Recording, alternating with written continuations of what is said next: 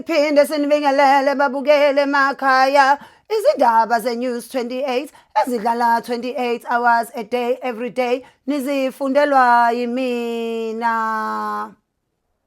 ezihamba phambili kuleli hora kuxwayiswa ngesifo socansi esingena ngendlela ethile enganakekile.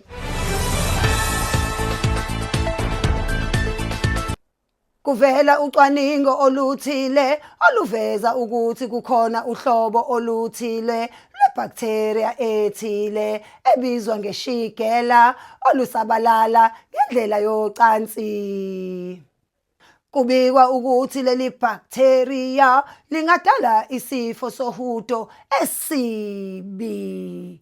Kanti abacwaningi abathile bathi ezinye izinhlobo zalo seziqala ukumelana nemithi ethile elwa namagciwane athile okwenza kube nzima ukwelapha lesi sifo esithile.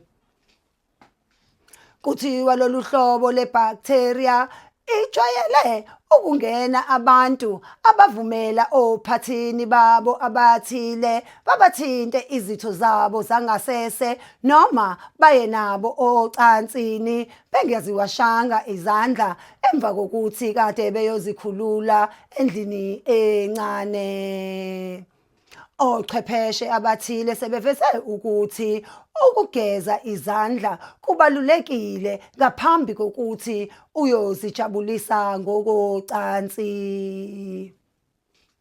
Baphinde babeka ukuthi abantu abaningi abazi ukuthi kuyingozi kanjani ukuvumela umuntu ophuma endlini yangasese akuthinte isitho sakho sangasese engazigezanga izandla.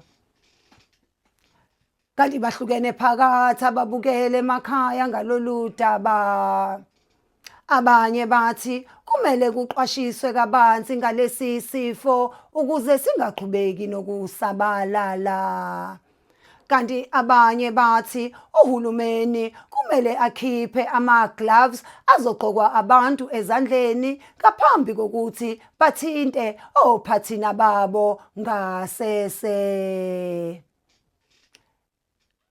Mbukeli, kungabe kuthini okwakho ukuphawula ngalolu daba? Kanti sizibeka lapho ezaleli hora siphinde sihlangane futhi uma kugamanxa ihora noma yiliphi.